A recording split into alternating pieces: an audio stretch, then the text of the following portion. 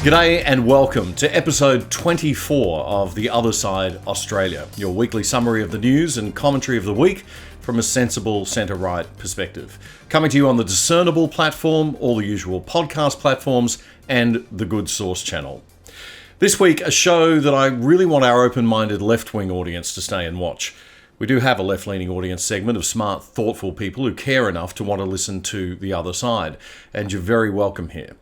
In a moment, we're going to hear from a left-wing icon who is as worried about what's happening to civil liberties with COVID hysteria as those of us on the right are.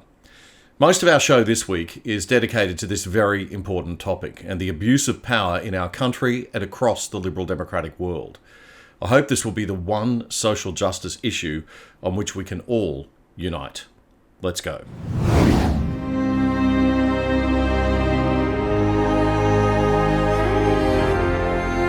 We're kicking off the show this week with our Liberalism Education segment today, and this week it's a bit of a history lesson. I grew up in Joe Bjelke-Petersen's Queensland as a rebellious youngster appalled by the police state that surrounded me. Since a lot of kids today seem to think a police state is a good thing, here's a look at what a peaceful protest looked like in Queensland during the state of emergency in 1982. And I apologise to our podcast listeners who can't see these images, but I do need to show them to make a quick point. Righto, you kids. I heard you swearing. I'm putting you on fire. No!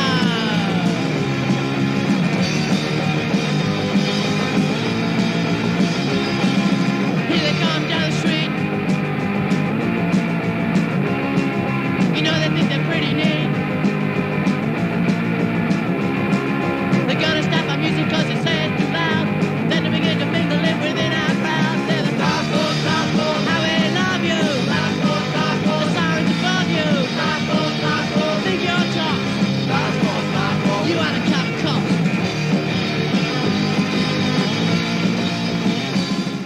In the 1980s, we saw some horrible stuff happening to our friends. Police verballing, where corrupt police would just arrest people and make up stuff they said when appearing in court. Raids on the homes of journalists and young activists who dared to speak out against the government, and the planting of drugs on them sometimes. The police involved ensuring that they made a maximum mess of the homes while they were raiding them. The complete banning of street marches and the imposition of the state of emergency. Worst of all, the gerrymandering of the electoral system, so that Sir Joe could hold on to government with just 18% of the Brisbane city vote, and a person from rural Queensland's vote could be worth as much as 5 times a city person's. Now, I'm a conservative-leaning classical liberal. Joe was a fantastic economy builder and free market liberal. He was a great leader in many ways, but he had zero respect for the conventions of liberal democracy. In fact, he may not have even understood them. He was charming in his naivety in some ways, but he was surrounded by and taken advantage of by others who were much more criminal and evil. It all made for a fantastic period in the Brisbane underground music and arts scene, but it was small consolation. It all came crashing down for Joe in the late 80s when some brave journalism and a couple of defiant pollies helped launch the Fitzgerald inquiry into police and electoral corruption. The system changed, and we soon had a good centrist Labor government to reform everything under the brilliant young Premier Wayne Goss. So forgive me if I find today's rebellious youth a little bit pathetic at standing up for civil liberties and human rights and preventing the politicisation of the police force. Australia's 3 Labor premiers are every bit as guilty of using the police force as a political tool as Joe Bjelke-Petersen ever was, and they do it in a much more sneaky way. This was how Melbourne police managed an anti-vax protest on the weekend. Now, if you don't like anti-vax protesters, just imagine in your mind right now any group of citizens campaigning peacefully for your favourite cause. And ask yourself if this is a little on the overkill side of things. In Sydney, a far more peaceful show as protesters marched with their message. Could the contrast be any more clear? Melbourne, a 21st century Labor Party state, versus Sydney, not a 21st century Labor Party state. So where are all my old lefty mates from the 80s? Sadly, a lot of them are either in the government bureaucracies who are doing this, many at a senior level, or they're cheering from the sidelines. They and their political party have clearly lost their way since late last century. If you still doubt whether the policing is politicised or not, let's take a look at a bit more of what happened in Melbourne this weekend, courtesy of our friend, the real Rushkan.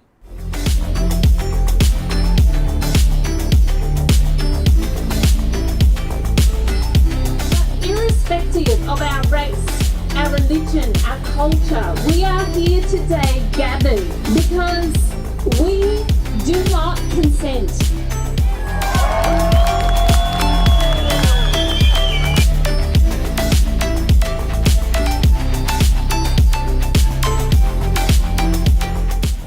Ooh, terrifying.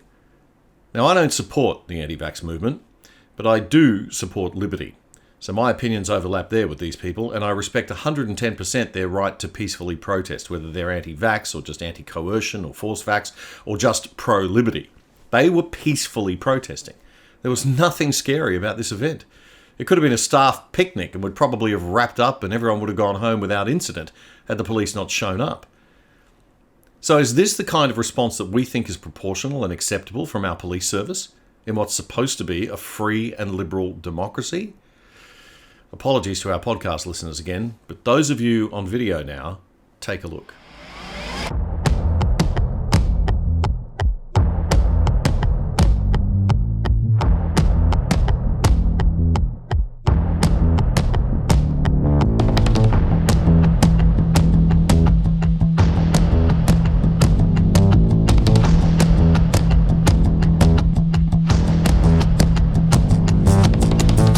It's called kettling when police surround protesters. It's a tactic you might use at a violent protest to isolate the troublemakers, not just to create trouble unless you want to, for political purposes. 20 people all up were arrested and charged. Demonstrations have taken place in all the major cities before the COVID vaccine rollout begins on Monday. Victoria Police says 15 people will receive penalty notices. Now compare that with the way police handled this protest in Melbourne on Australia Day.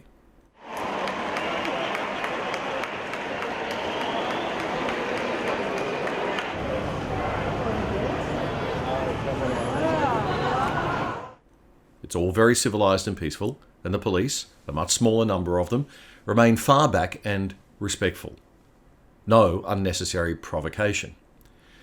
Now, I'm not complaining. That is how protests should be handled. Let the people express themselves, even though I strongly disagree with this group. But this leaves zero doubt that the Victorian police force is applying double standards based on political grounds. And that is what makes this the same, and maybe even worse, than the Queensland I grew up in. What's also concerning to me as a former journalist is the lack of concern from the media or the Journalists' Union, the MEAA, about this sort of thing. Melbourne Herald-Sun reporter Olivia Jenkins and senior photographer Jake Nowakowski were led away by police in handcuffs as the anti-vax demonstration was unnecessarily moved in on by the police. Are Victorian police unable to tell a reporter from a protester? She's the one who looks like a reporter, with a press pass around her neck and her notebook in her hand, and with the guy who's a photographer from her newspaper beside her. It's the Keystone Cops on hyperdrive down there. I'm a very pro-police kind of person, but this isn't policing. This is full-blown police state-style political bullying. And Olivia is a mainstream media reporter. God help you if you work for an even slightly controversial independent news outfit like Avi Yemeni from Rebel News, who had this experience this week trying to cover Dan Andrews' news conference at Victoria's State Parliament House. So the Premier called his press conference for 10:15 a.m. in Parliament Gardens. So I got there a few minutes early.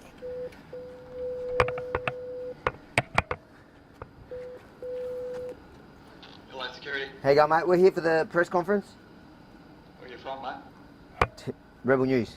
There you go. Can you see my ID? What news was it? Rebel News.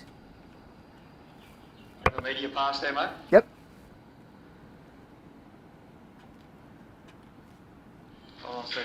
After a couple minutes, security came to the gate, double-checked my media accreditation, and let me in. But as I approached the garden where the rest of the media were waiting for the press conference to begin, a different group of PSOs suddenly surrounded and stopped me. Can't be here. Not a Parliament grounds, and it's just security in good order. Parliament. Sorry? In the interest of security and good order of Parliament as an authorised officer under the Parliamentary Precincts Act, we're asking for leave. Hold on, so I want to understand. So this is a press Okay, bro. conference. The media Yeah. is... No, in the interest of security and good order of It's not Parliament House. communist China. You can't shut down certain media. Let's go, bro. Actually, it is like communist China. And what's astounding is that not one of those journalists standing under that tree turned a camera or their interest to the news story that was unfolding right under their noses. Not one. In the 1980s, as a young reporter at 3AW down at State Parliament, we'd have been all over it. I'm happy here. I'm going to wait because what he's trying to do is actually unlawful. We're not in... You don't have to like our network, but you can't expel us from a press conference. Then suddenly I see Daniel Andrews himself walking towards me. Mr. Premier, do you think it's okay for the media to be shut down at your press conference just because they criticise you? Mr. Premier, are you okay with this? This seems a bit like communist China, not Victoria. I didn't realise at the time why he didn't even look my way, as if he was purposely avoiding me. But as you're about to see, not only is the Premier okay with it, his office ordered my removal. I've never seen such a thing from a democratic leader, removing journalists they don't like. Neither have I. Now, a lot of you will probably be saying, oh, that's Avi guy, whatever, he's from Rebel News, aren't they a bit right-wing? Whatever that means anymore. But that's not the point. The point is there were 6 police officers looking military and menacing and behaving like pure bureaucratic robots, implementing the orders of a premier who believes he's above scrutiny in front of a press pack that is suffering from groupthink on a level I've never seen in my professional career outside communist countries. And the Australian Journalists Association, part of the Media Entertainment and Arts Alliance, are nowhere to be seen. We asked for a comment and got no reply. Nor is the Police Association asking why their members are being used as a political enforcement body. Why? Well, maybe it's because they're unions, not real professional associations, and it's left-wing politics they'd have to stand up against here. If you're a member of the MEAA like me, or any police association in Australia, I'd urge you to complain and have your voice heard before it's too late. The job of police in a liberal democracy is not the suppression of peaceful protests or the propping up of politicians. It's the prevention of violent crime. I think the real Rushkan illustrated the hypocrisy brilliantly in this video, comparing the non-arrest of violent gang members with the arrest of an anti-lockdown protester back in September. Relax! She's got anxiety! Relax! Relax, she's sick! She's actually sick! Relax! Hey! Relax! Relax! On that evening, it was deemed by the Tactical Police Commander at that time that the most appropriate approach was to disperse those youths. We had our operational response unit, our public order response teams there, and they were dispersed. Would I have liked to have seen people arrested at that time? Yes, obviously, if we could have, I would have loved to have seen more people arrested then, because we just dispersed the group. But let's not second-guess that tactical commander on the street. So I support what they've done. We've now got a subsequent investigation flowing into that, and that investigation will continue to determine whether we can arrest anybody.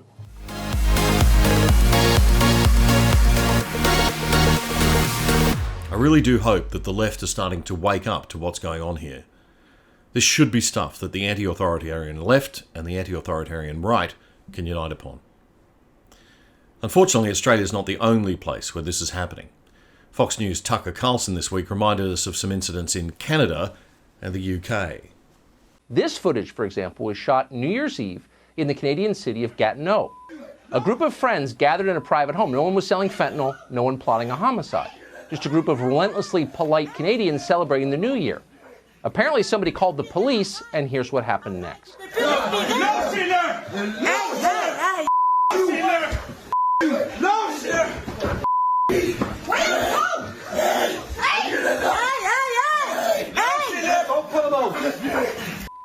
Well, that's pretty shocking. But what happened after that may be worse than the footage you just saw. The police fined everyone at the gathering $1,500 apiece, and then they arrested the owner of the home. Now, he wasn't charged with attacking a cop or spreading COVID, which no one claimed he did. No. His crime was described as, quote, refusing to provide personal information to the authorities. So they barged into his home, and when he didn't answer the right questions quickly enough, they arrested him. Now, that is not a public health measure. It is intentional humiliation. Canada's so-called Liberal Party didn't have a problem with any of this, neither did the supposedly liberal Prime Minister. No one in Canada seemed to. And not just Canada. The entire Anglosphere is moving toward authoritarianism, though nobody seems to be noticing. In the formerly free UK last weekend, a group of people in West Midlands created what authorities later described as, and if you've got kids at home, we want to warn you, this could be shocking, a, quote, makeshift club with a bar, VIP area, and a dance room with a DJ. Yes, a DJ. So naturally, the authorities sprang into action. They dispatched a thermal imaging helicopter. They kicked down doors. It was a threat worse than ISIS, and they acted like it. Police! Nobody move! Police! Get dragging off the map!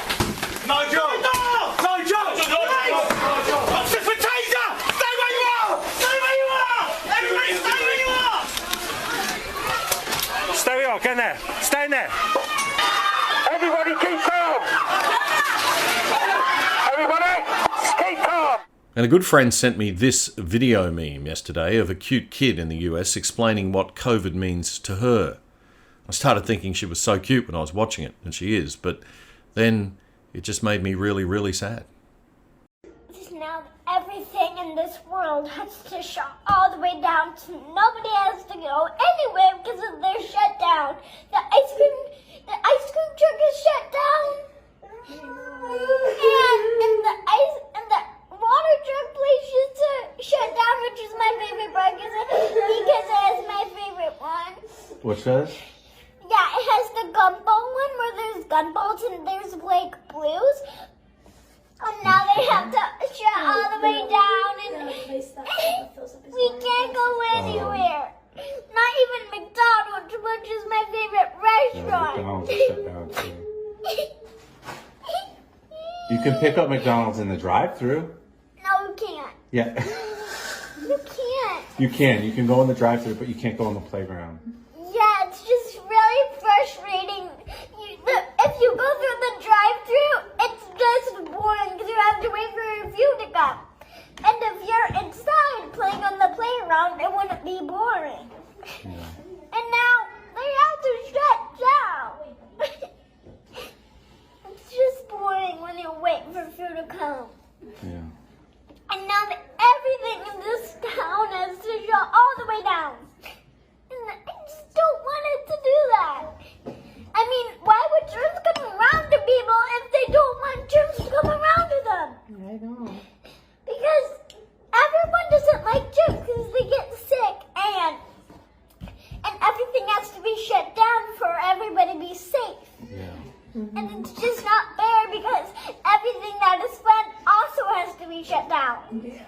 And the only thing that is open is nothing. Nothing! What are we doing? Why are we doing this? At least the centre-left and centre-right can be united on this, since we all support liberty, don't we? One of the left's favourite writers and social commentators certainly thinks so. Naomi Wolf is a well-known lefty, not someone you'd expect to see on Fox News, but she's a wake-up to what's going on. And she told Tucker Carlson this week that under the guise of a real medical pandemic, we are now moving into a coup situation, a police state situation, she says. As you say, that transcends everything you and I might agree or disagree on. Right. That should bring together left and right to protect our Constitution. We're absolutely moving into what I call step 10. I wrote a book in which I pointed out there were 10 steps that would-be tyrants always take when they want to close down a democracy. Whether they're on the left or the right, they always do the same 10 things. And now we're at something I never thought I'd see in my lifetime. You described it really, really well. It is step 10, and that's the suspension of the rule of law. That's when you start to be a police state, and we're here. There's no way around it. Tucker Carlson then asked Wolf why she thinks a lot of people are not seeing what's going on. She said people are seeing it, but we're not organised enough to do anything about it. I'm in touch with many patriots from all backgrounds and all walks of life who are horrified. I interviewed, for instance, Moms for Liberty, a group of conservative moms in Florida who are mobilizing to try to get schools open. They're so worried about what's happening to their kids. And I talked to Mom Jen Say, a famous gymnast and activist in San Francisco on the left, who's also a mom who's horrified. I've interviewed doctors, I've interviewed, ordinary people, restaurant owners from all walks of life who are absolutely unable to even articulate their fear and horror, recognizing that the state has now crushed businesses, kept us from gathering in free assembly to worship, as the First Amendment provides, is invading our bodies, as you mentioned, which is a violation of the Fourth Amendment, is restricting movement, fining us here in New York State. I could be fined $15,000 a day if I gather people, more than 10 or 25 people, depending on where in New York State I live. There is no real science underlying a lot of these closures. It's because autocratic tyrants at the state and now the national level are creating a kind of merger of corporate power and government power, which is really characteristic of Italian fascism in the 20s, and they're using that to engage in kind of emergency orders that simply strip us of our rights to property, rights to assembly, rights to worship. This has all been very sudden. And when you look back, March of 2020, a lot of things started to move that kind of locked into place a set of policies that are kind of 360-degree full-on totalitarian policies. So I think a lot of us are kind of in culture shock. Luckily or unluckily, I've been studying closing democracies for 12 years. So I recognized early on, once I realized New York State had emergency powers, I know from history that no one gives up emergency powers willingly. They always drag it on and drag it on. And so every month I'm getting in my email an announcement that Governor Cuomo is extending emergency measures. Only from studying history do I know how predictable it is when you start to have elected officials say, we are not going to follow the Constitution because there's a pandemic. Wow. That's former Clinton advisor, author and social commentator Naomi Wolf.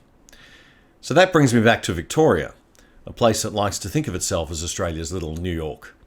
Moves by Dan Andrews to extend the state of emergency in Victoria all the way through to December look set to fail this week, much to the joy of those who see the move as a blanket power grab that infringes on Victorians' basic human rights and is completely unnecessary to effectively manage COVID. One minor party MP, Fiona Patten, announced last Wednesday that she would vote against the bill, and instead wants the government to create laws specific to the pandemic. Patten says when she compromised last year on a 6-month extension to the state of emergency, it was on the basis that the government would bring forward pandemic-specific laws that would make the blanket laws of the state of emergency unnecessary. But they haven't done that. The 6-month extension now finishes on March 16, and Dan Andrews wants it extended until December this year. Patten says, we need laws that allow the government to continue to protect public health, but that let us live in a state of COVID normal, not a state of emergency. Patten has a meeting with the Premier this Wednesday to discuss further. Let's hope she doesn't change her mind. The state of emergency gives Victoria's Chief Health Officer the powers to, quote, do what is necessary to contain the spread of COVID-19. The Liberal National Opposition in Victoria is seeking to amend the proposed law so the state of emergency can only be extended 1 month at a time with parliamentary approval, not just government approval. The Liberals say this is to put Andrews on a short leash. Their proposed changes would also force the government to make public secret health advice that's now only allowed to be seen by members of the Cabinet, Andrews and his ministers. One MP who won't be supporting the bill to extend the state of emergency is the Liberal Democratic Party's David Limbrick. Limbrick told Discernable's Matthew Wong this week that the Victorian Ombudsman, Deborah Glass, had already issued a scathing report in December seeking certain changes to protect human rights. So he's introducing proposed amendments to the bill along those lines. So what I thought is, why don't we implement the recommendation that the Ombudsman has put forward in this report? What are her recommendations? So one of the things that she said about so it's all to do with people being detained under the emergency powers, and she came up with a few things that were highly deficient, very, very basic human rights issues. So firstly, the ability for someone to appeal their detention. So she said so we can't appeal right now. I think you can appeal to the CHO, but it's not very clear, the appeals process. So she said that they should be able to appeal either through the CHO or through VCAT. So we've put forward part of the amendment to enable that. The other thing is to enable anyone that's detained, they need to be given the reasons and the conditions on why they're being detained. Radical, as you can see. Radical. And they need to be given their rights, like told what their rights are and how they can appeal and this sort of thing, in a language that they can understand. Right. So you've adopted that into the LDP's amendment? So that's in the amendment as well, to give them that information on their rights and ability to review or complain.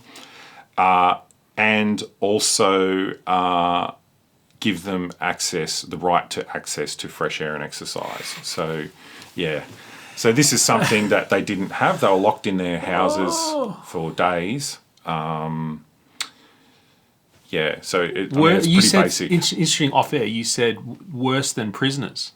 Yeah, well, prisoners have the right to fresh air and exercise. I can't believe that you having to go and fight for fresh air and exercise for our people. That is nuts. Yeah, it was. It's pretty awful that free citizens can be treated worse than prisoners, and that's pretty much what happened in the housing tower lockdown. They had no access to fresh air and exercise. So is that the end of the amendments? Yep. Okay, so that's it. Very simple. So let me make this point. I am not, and it sounds like for you as well, we're not interested in booting Dan out of Parliament like some people are screaming about right now. What we're interested in is maintaining the basic human dignity and welfare of our people in Victoria. That's what your amendments are about. So if this gets knocked on the head by Labor, this amendment by the LDP, what a scandal. Yeah, well, we're trying to make it so that, I can't see why you would want to oppose this. Well, watch this space. I'm just setting it up so that when he does play silly buggers later on, if he does, and he tries to slam this down, we know we're trying to get people to have fresh air and exercise and the ability to know why they're in detention and to appeal to VCAT. I mean, basic stuff. Very basic. That's David Limbrick speaking to our Matt Wong this week. Now, about those laws that would give the government the powers they need to manage COVID without giving them crazy blanket powers. The ones Andrews was supposed to have in place well before March 16. Well, even though Dan and the Labor Party haven't done their homework on time, some smart friends are saying that they can copy off theirs if they like. A group of prominent Melbourne lawyers have drafted their own laws, as Mr. Limbrick explains. So, for a long time, the government's been saying, we can't have this special legislation for quarantine. We can't do it. It's too hard. And apparently in the background, there's been a bunch of senior lawyers that have said, well, we think that's bull dust. And they've proven that by coming up with some draft legislation. Very senior. Can I say that they're QCs? Yes, yeah. Very senior, well-experienced lawyers. Yeah. Yeah, and so they reached out to me yesterday. I'm still going through what they're proposing, but effectively what it is a sunsetted set of powers that would sunset at the same time as the state of emergency, so December. Gives them the ability to detain people for quarantine, gives them the ability to compel people to wear masks on public transport, and they've also stated if there's other powers that the government needed for that period of time, then they could put them in there. Yeah. But what it would enable is the state of emergency to be ended immediately and go forward until December with these special powers. That's Victorian State Upper House MP David Limbrick from the Liberal Democratic Party, speaking with a very happy Matt Wong there. I don't know what that is, but there you go. The full interview is on our Discernible page on Facebook and YouTube, and it is well worth checking out.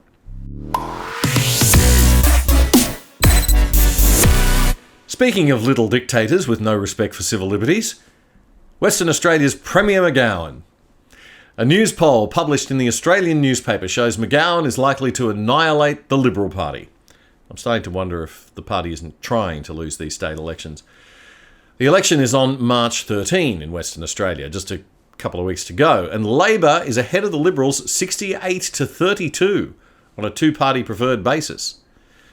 So the punishment that Premier McGowan gets for acting tough during COVID is a 12.5% swing to his own party.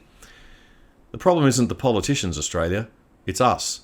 We keep rewarding the wrong behaviour, and we keep drinking the Kool-Aid that they're keeping us safe with their excessive measures. No, they're keeping themselves safe. They're wrecking the rest of us. If that swing actually happens, the Liberal Party will be left with just 2 lower house seats.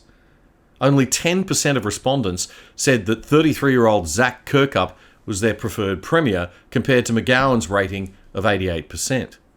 Kirkup said he rejected the poll's findings entirely. So would I if I was him.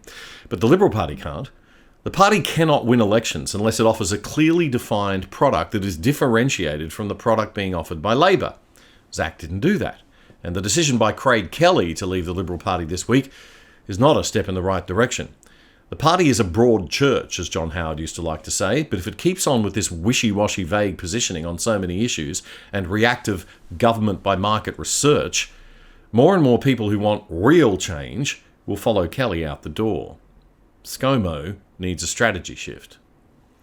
You're watching and listening to The Other Side Australia with Damian Coory, your weekly summary of Australia's best news and commentary for the week from a sensible centre-right perspective. We've got lots more to come on the show this week. Please stay with us. You won't agree with everything I say, but you'll be entertained by it. In a moment, we'll find out what it means to be Fauci'd. Yes, it's a thing. And a very important update on the United States' position on China that should be top of mind for all Aussies, especially the young. We'll hear about what Donald Trump is up to these days and what he's planning for the future. Will he run in 2024? Maybe. And our comedy segment, all still to come. Stay with us.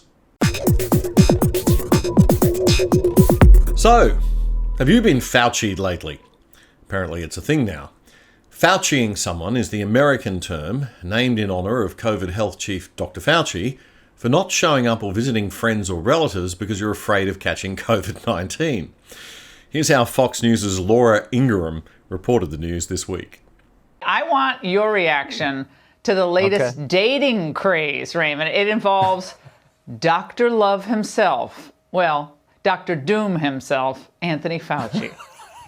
There's actually a term in dating now called Fauciing someone. Do you know what that means? No, what does it mean? It means cutting off a relationship if you don't think that that other person is serious enough about social distancing and taking the pandemic seriously. Like, oh, I Fauci'd that guy. I'm going to Fauci you. Oh my Laura, God. any man or woman who uses this term should be told, go Fauci yourself. A very important phone call took place this week that has big implications for Australia and the Asia-Pacific region. Presidents Joe Biden of the US and Xi Jinping of China had their first call, and the aftermath isn't looking good. The official China report after the call said that China and the US should, quote, re-establish mechanisms for dialogue so that there'd be an accurate understanding of each other's policies to avoid miscalculations. It said that Hong Kong, Taiwan and Xinjiang, that's the province where the Uyghurs are from, were China's domestic affairs, that the US should respect China's core interests and act with caution. The official report on the call from the White House says Biden raised concerns about China's economic practices and human rights abuses with the Uyghurs, as well as what he called China's increasingly assertive actions in the region, including toward Taiwan. Here's how Biden explained the call during that CNN town hall he did this week. You just talked to China's president. Yes, for 2 hours. What about the Uyghurs? What about human rights abuses? We must speak up for human rights. It's who we are. We can't. My comment to him was, and I know him well, and he knows me well. We're a 2-hour conversation. You talked about this to him. I talked about this too, and that's not so much refugee, but I talked about it. I said, look, you know, Chinese leaders. If you know anything about Chinese history, it has always been the time when China has been victimized by the outer world is when they haven't been unified at home. So the central, vastly overstated, the central principle of Xi Jinping is that there must be a united, tightly controlled China. And he uses his rationale for the things he does based on that.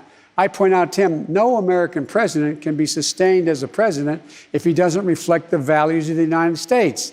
And so the idea, I'm not going to speak out against what he's doing in Hong Kong, what he's doing with the Uyghurs in western mountains of China, and Taiwan trying to end the one China policy by making it forceful. I said, and by the way, he said he gets it.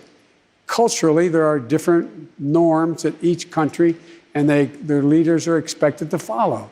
President Biden was heavily criticised for those comments, making it sound a bit like he was making excuses or acting as an apologist for China, as if he was saying to Xi Jinping, it's okay, you can keep doing all that stuff with the Uyghurs and Hong Kong and Taiwan. I'll just have to speak out about it now and again, but you can ignore that. It's just cultural norms.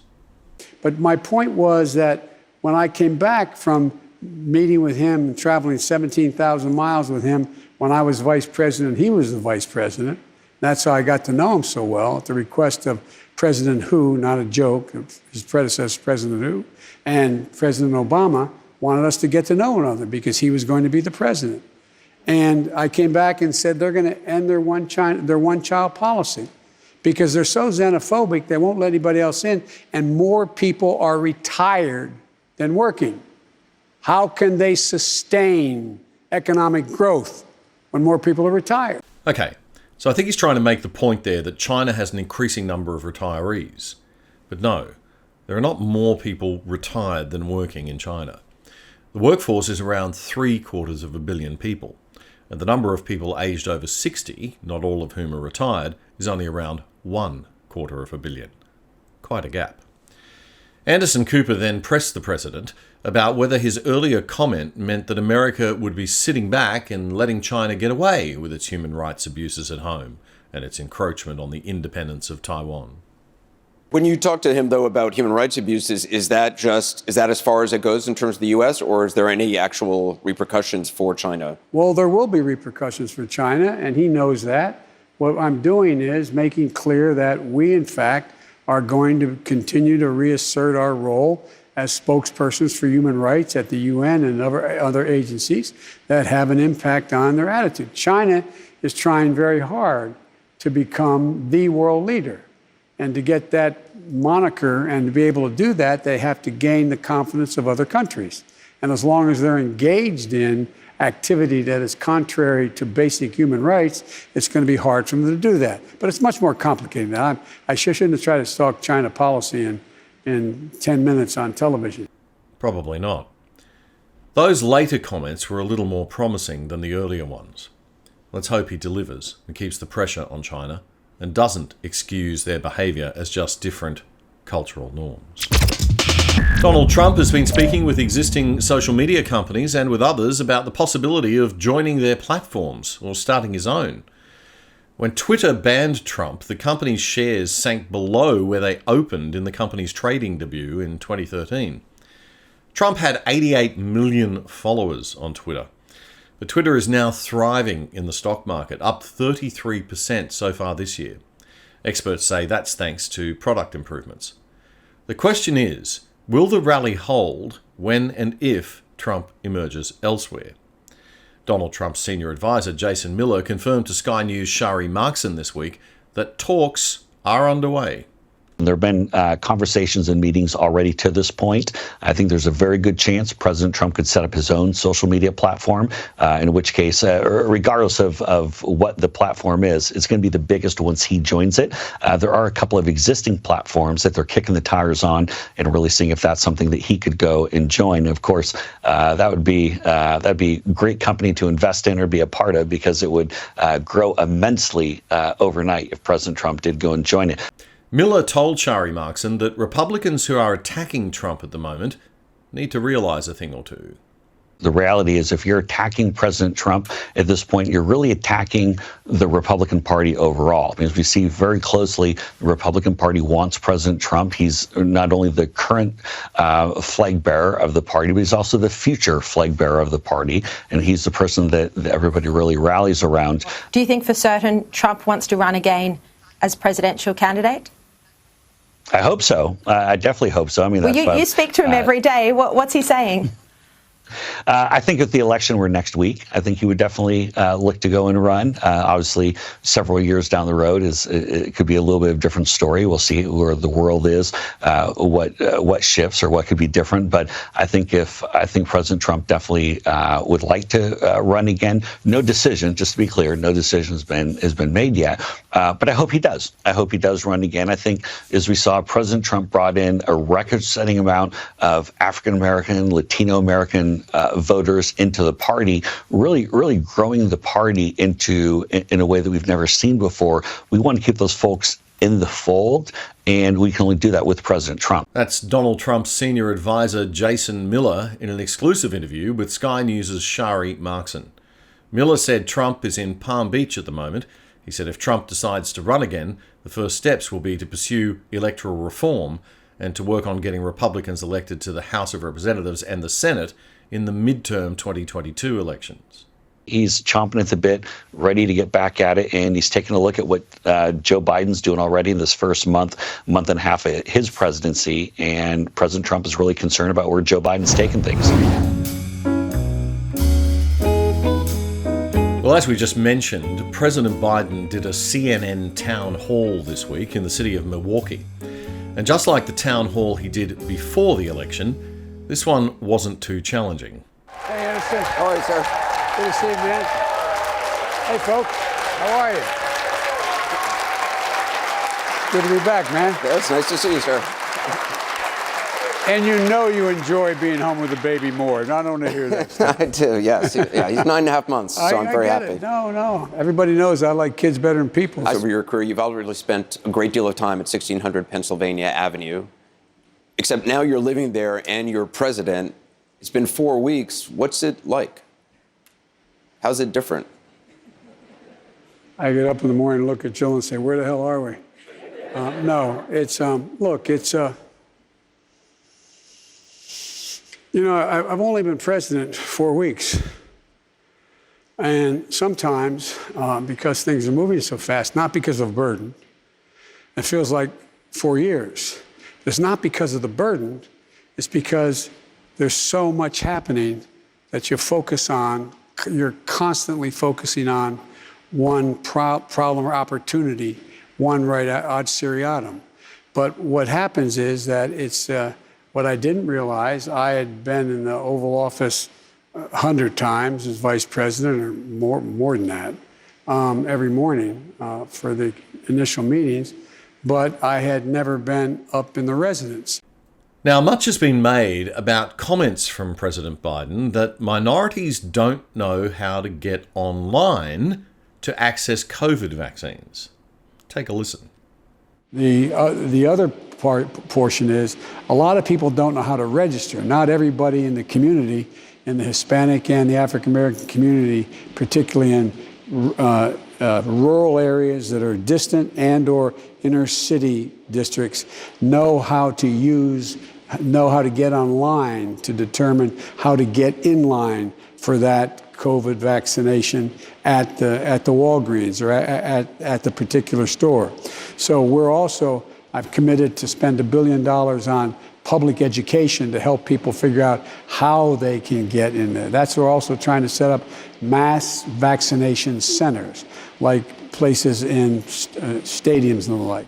This show is not about taking cheap shots, so I'm not going to, as other commentators have, suggest that this is some kind of indication of some underlying racism. It's not. Joe is genuinely concerned here, I think, for those who simply can't get online. But it's always amusing, isn't it, when people who push identity politics perfection in speech and thought, like most of the left, trip over themselves. And I can't help imagining how the self-righteous lefties on Twitter would have reacted if Donald Trump had said something like that. But we shall take the high road. And that brings us to our comedy segment for the week, although the whole world seems like a bit of a comedy at the moment. This was my favourite laugh of the week.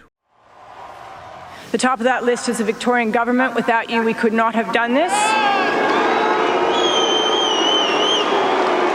Watch the guy in the background, it's gold. The top of that list is the Victorian government. Without you, we could not have done this. Fantastic. This week's comedy special comes from the wonderful Dry Bar Comedy site on YouTube. We'll put the link in the program notes. It's comedy that everyone in the family can watch together, no profanities. And the only people it'll offend are the woke kids, which makes it all the funnier, if you ask me. Here's a snippet of US comedian Orlando Baxter to take us out today. My name's Orlando Baxter, and if you can't tell by my accent, yeah, I'm black. So. I know that's obvious to most of you guys in here, but I grew up in a Hispanic neighborhood, predominantly Hispanic, and they all thought I was Dominican because I could roll my R's. You know? Like whenever I say my name, I'll be like, hi, I'm Orlando. And they get real excited, you know? They'll be like, Orlandito! Orlando, ¿qué pasó? And then I'd have to tell them the truth. Sorry, I'm basketball black, not baseball black. The only thing I didn't like about growing up in that neighborhood is I got picked on a lot because I wore glasses. Anybody wear glasses in here? See, I didn't have the thin kind, though. I had the thick kind that attract bullies, you know? Like, bullies would get excited when they see me walking. They would talk to me the way, like they were construction workers, you know? Every time I'd walk by, they'd be like, woo-wee! Look at the lenses on that one right there. Woo! That's all pupil right there. I bet he does all the homework. Look at him. Woo! It was terrible. I get bullied. Because you're skinny and you're black and you wear glasses, Urkel. Everywhere I went, Urkel! I remember the first time I ever got bullied, I was sitting in class, I'm sitting there and I'm doing my work, just trying to concentrate, doing my work. This older kid was like, yo, Urkel, do something Urkely before I punch you in your face. I didn't know what Urkely meant. So I picked up my pencil and I stabbed him.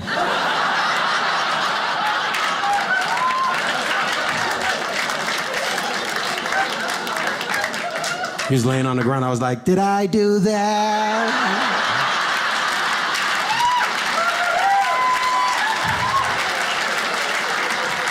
I was on my way to the beach. I stopped at a store, walked in, asked the lady at the counter. I said, hey, ma'am, can you point me in the aisle where the sunblock's at?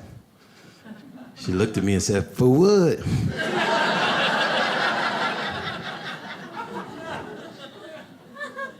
I was annoyed. I was like, because I got a white girl tied up in my trunk, that's why.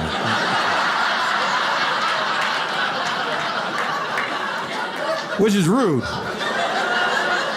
But why should I be the only one uncomfortable in the situation, right? And then she goes, you know, I had no idea black people use sunblock.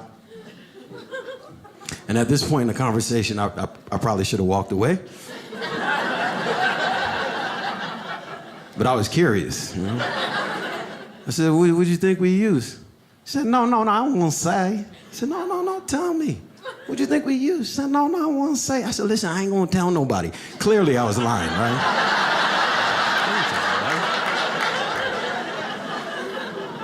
She goes, well, I just thought y'all had the ability. I said, ability? Like a superhero or something? She said, no, I just thought y'all had the ability to absorb the sun. I said, what? I've never heard that before in my life. I couldn't get mad at her. I asked the question. I just looked at her. And I said, ma'am, I don't know where you get your information from, but just because we're darker than you doesn't mean our skin's made out of solar panels. You think black people go to the beach all day to charge up, just be laying out there? Come on, son, give it to me so I can run faster.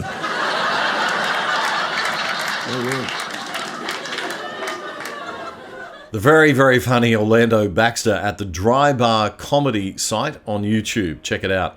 And that's it for another week, everybody. Thank you again for joining us. Please remember to subscribe at Discernible on YouTube. Become a member of the Discernible crew. I mean, you don't know when we're going to disappear from Facebook or YouTube, so get on the Discernible crew list. Our website is discernible.io, or you can subscribe to The Other Side Australia on Apple, Spotify, and the Good Source platform. And tell your friends about the show. Share if you want to support us, and we'll see you next week. In the meantime, don't let the woke kids get you down.